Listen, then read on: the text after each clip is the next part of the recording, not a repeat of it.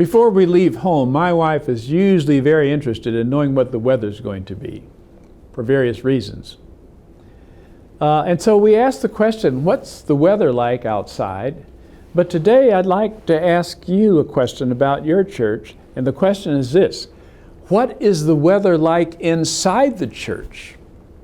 In other words, what's the climate of that church? If you're trying to be driven by mission and you want to attract people to come to your church, are they coming to a place that's welcoming, that's ready for them? So what the third habit has to do with diagnosing and developing the right church climate. So we actually have some tools that will help you diagnose your church. Very simple tools. They take maybe 5 minutes to tell something about, number one, the spiritual climate. What about personal worship? How many of the members are getting the sufficient worship they need each day? What about the church experience? What about the sermons? What about the activities at church? Are they engaging? Are they inspiring? What about the spiritual support that happens at church? In other words, if you're having a spiritual crisis, how ready are you to turn to someone in your church for support? Second of all, apart from the spiritual climate, is the social climate. Is your church a place of safety? Is it a place of warmth?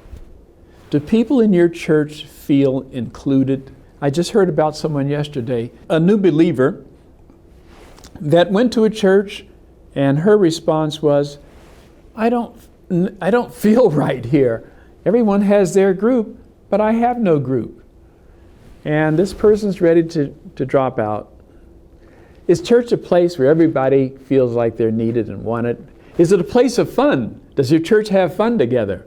Does it feel like a family? That's what we're talking about with social climate. So we have spiritual climate, social climate, and last of all, what about a climate of total member involvement? So this is more than just about, am I enjoying church? But this has to do with, am I serving church? Am I using my best gifts in church?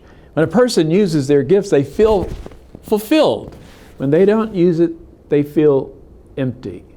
So this has to do with discipleship. It has to do with assessing where every church member is and what is that church member's gifts. They may not even know themselves.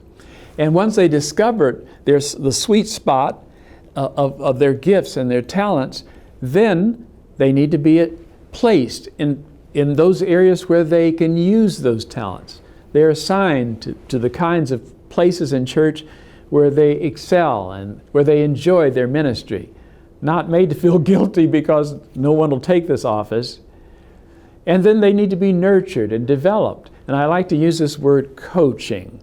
Wouldn't it be great if every church member had a coach, someone to work with them, follow up on them, to encourage them, to urge? Every officer needs a coach. It's frustrating to be an officer. It takes a lot of time, and sometimes people in the middle of the year, they say, I don't want to do this next time. And then the nominating committee wants to ask, they say, nope, I've had it. No offices this year. Our people need to be coached. We need a climate that is enhancing. Ellen White says, a kind, courteous Christian, the gospel workers, is the most powerful argument that can be advanced in favor of Christianity. A climate of spirituality, warmth, and total involvement. That's the trademark of a growing, healthy church. May God help you and richly bless you as you diagnose where your church is on this spectrum of church climate, and as you work toward good church health.